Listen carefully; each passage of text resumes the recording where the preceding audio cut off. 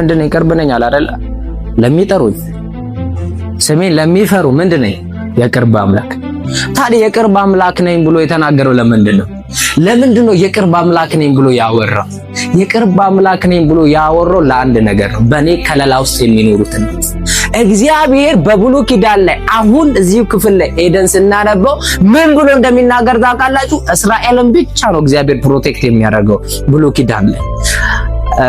ሶርያውያንን ሲጠብቅ አይተህ ታውቃለህ? እግዚአብሔር መጽሐፍ ቅዱስ ለሶርያውያን እግዚአብሔርን ተሰጥቶ ኃይል ሰጣቸው ረዳቸው የሚል ቃል ታገኛለህ? አታገኝ። ለምን? ያልዳኑ ህዝብ ናቸው። ለምን? በከለላ ውስጥ የማይኖሩ ሰዎች ናቸው። አሜን ነው። አሜን። አንዳንድ ጊዜ ፈውስን ትፈልጋላችሁ፣ ጤናን ትፈልጋላችሁ፣ ግን በእግዚአብሔር ቃል ግን መታነጽ አትፈልጉ። ነገር ግን ታምራትን ትፈልጋላችሁ፣ ገንዘብን ትወዳላችሁ። አቤት ትጥሳለህ ቢባል ወንበሩ ተሰብሯል፣ 800 ብር ገብቷል። ተጠንቀቁ። ኢየሱስ ጌታ። አሜን አሜን ነው። ከምሬን ነው የምልህ። ትጥሳለህ ስትባል አይደለም፣ የእውነቴን ነው የምልህ። እንደ መንቀጥቀጥ ያለበት መንፈስ ቅዱስ ነው። እውነቴን ነው የምልህ። የሰው ልጅ ቁስሉ ሲታከክለት ይወዳል። ትልቁ ችግሩ ያ ነው። እስኪ ሂድና እንትን በለው። ባለፈው እኮ እንደዚህ ሆነሽ ነው። ኦ ማይ ጋድ የእግዚአብሔር ማልቀስ ይጀምራል። ወዳጆች ቁስልህን ለዘላለም ሊያደርቅልህ ሊፈውስ የሚችለውን የእግዚአብሔርን ቃል ስማ። ሲታከክልህ ሁላ አትውደደው። እታከ ብቻ ቁስሉ የለም እንዲነካነካ ቁስል ወጥቶበት የሚያክሰው አለ። እግዚአብሔር ይመስገንና ቁስል ልክ ሲወጣ እዚህ ጋር እንትን የምትበላክ እዚህ ጋር ነው ያለው። ዙሪያውን ነው የሚበላው። ምን እሱ ምን ያደርጋል? ታከዋለህ። ዙሪያውን የምታከው አቤት ደግሞ ሙጀሌ የገባበት ሰው አይታችሁ ካው ሙጀሌ ገብቶበት ያወቀ ሰው ሙጀሌ አይታችሁ ቆይ ያሳከካል። ደስ ነው የሚልህ። ወዳጆቼ የቃል ዕውቀት ይኑረን፣ የቃል መገለጥ ይኑረን፣ የእግዚአብሔር ቃል ሙላት ይኑረን። ስንሄድ ሁሉ ጊዜ እከካና አብዛ ቁስላችን እየታከከ አንኑር። ለሰላም እግዚአብሔር ያድርገን። አሜን። ሙጀሌ እንደገባበት ሰው 10 ጊዜ እየታሸን ተንብዮልሃል፣ ተጸልዮልሃል፣ መገለጥ መጥቶልሃል፣ ትንቢት መጥቶልሃል፣ ብዙ ነገር ተነግሯል። ነገር ግን አሁንም ያው ነህ፣ አልተፈወስክም። እንትና ነው። ነገር ግን ጸሎት የለም። ነገር ግን ቃላት አለምም። ነገር ግን የእግዚአብሔር ፕሬዘንስ አንተ ቤት ውስጥ የለም፣ ሙላት የለም። አንተ ቤት ውስጥ ያለው ክርክር፣ አንተ ቤት ውስጥ ያለው ሐሜት፣ አንተ ቤት ውስጥ ያለው ስድብ፣ አንተ ውስጥ ያለው ንትርክ እንዴት የእግዚአብሔር መንፈስ አልፎ ይስራ?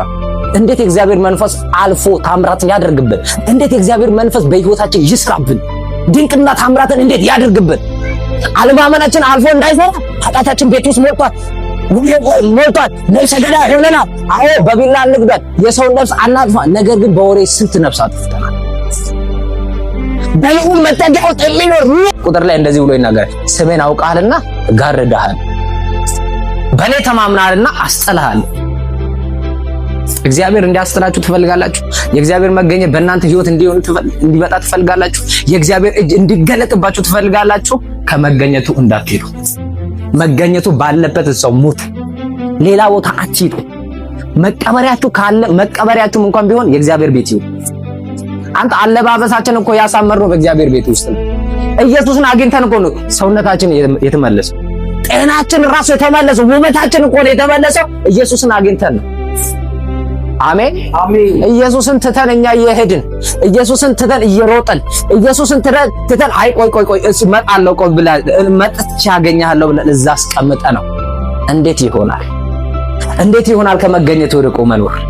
እንዴት አስቻለን? እንዴት ችለነው እንኖራለን? ዳዊትን አላያችሁ? ዳዊት ምንድነው ያለው? ቤተ መቅደስ ይገባና ሌሊት ነው የሚመጣው። ዳዊት እንዳንተ አሁን አርፉ ባይመጣ ሌሊት ይመጣና እንትን ይላል። በገና አለች። በገናውን ደርድሮ ሲጨርስ ልክ ወደ ውጭ ሲያየው ያስጠላዋል። ውጭ መንፈሱ በቃ ነቅቶታል ይላል። ምንድነው ሲባል ለካ ዳዊት ብሉይ ኪዳን ላይ ይኖር እንጂ የአዲስ ኪዳን ሰው። ለዚህ ነው ምዕራፍ 23ኛው ላይ እንዲህ ብሎ ተናገረ ቁጥር 6 ላይ 23ኛው ምዕራፍ ቁጥር 6 ላይ እንዲህ ብሎ ተናግሯል። ቸርነትና ምሕረት በሕይወት ዘመን ሁሉ ምን ይለኝ ይከተሉኛል። ቸርነትና ምሕረት በሕይወት ዘመን ሁሉ ይከተሉኛል ብሎ ሲናገር ምሕረትና ቸርነት ለአንድ ቀንም ለሁለት ቀንም አይደለም፣ ለዘላለም ናቸው አለ። ለምን ይመስላችኋል? ከናንተ ይልቅ አጋንንት ነጊያችሁን በደንብ ያውቅ። ከናንተ ይልቅ ነጊያችሁን እግዚአብሔር በደንብ ያውቅ። በምን አይነት መንገድና በምን አይነት እርምጃ ነጊያችሁን እንደምትጨርሱ እግዚአብሔርም ሰይጣንም ጠንቅቆ ያውቅ። ለዚህ ነው ሰይጣን በሌሊት ይመጣና ህልም ይዘራባል። ህልሙን ደግሞ እባብ ሲያሳድድ ታያለህ። ወይኔ ጌታ ሆይ እባብ አሳደደኝ ትልና ትነሳለህ። ከዛ በኋላ ተመልሰህ ትተኛለህ። በኢየሱስም በለጌላ አይሰማም አትልም፣ አትቃወመውም። በቃ ችግር የለውም ብለህ ለካ ህልም ነው በኢየሱስ ብለህ ትተኛለህ። አጋንንት በእናንተ ህይወት ላይ እየሰለጠነ ነው ያለው። ከናንተ ይልቅ ነጊያችሁን ቃላችሁ እናንተ የምትናገሩት ቃል ከናንተ ቀድሞ ነገ ይገባል። አንድ ታሪክ ልንገራችሁ። እየገባችሁ ነው ግን? አዎ። እሺ እየገባኝ ነው የምትሉ ከፍ አድርጉ እጃችሁ። በስርዓት እየገባችሁ ነው? በደንብ ስሙ። አንድ ሴት እና አንድ ወንድ ገና ተጋቡ። በተጋቡት በዛው ምሽት እንደዚህ ያለ ባሌ ያለችው ወይ እንዴት ነህ? ሰላም ነው? እኔ ምልት አለችው። እሺ እኔ ብሞት ምን ትሆናለህ አለችው። አንቺ በሞትሽበት በንጋታው እኔ እሞታለሁ አለ ብሎ ነገራት። አሃ እኔ ከሞትኩ በኋላ ትሞታለህ ማለት ነው? አዎ አንቺ ልክ እንደሞትሽ እኔ እሞታለሁ። 30 ዓመት ኖሩ፣ ልጆቹንም አፈሩ። እሷ በሞተችው በንጋታው እሱም ሄደ፣ ኢየሱስ ሄደ። ስትናገሩ ለልጆቻቸው እንኳን ቃል ስትናገሩ፣ ስትጸልዩላቸው እንኳን ስትቆጧቸው እንኳን ምላሳችሁን ተጠንቀቁ። ከናንተ በፊት ቀድሞ የናንተ ቃል ይገባል። ስለዚህ በጥንቃቄ ተናገሩ። በልዑል መጠጊያ ውስጥ ኑሩ። ሰይጣን መንቀሳቀሻው ምላስ ነው እንጂ እጅ አይደለም። ሰይጣን ኃይል ያለው እጅግ ላይ አይደለም፣ ምላስ ላይ ነው ኃይል ያለው። እግዚአብሔር ኃይል ያለው እዚች ጋር አይደለም ያለው፣ እዚህ ጋር ነው ኃይል ያለው። ኢየሱስ ጌታ አሜን። የእግዚአብሔር ኃይል ይገለጥ፣ የእግዚአብሔር መንፈስ ይገለጥ።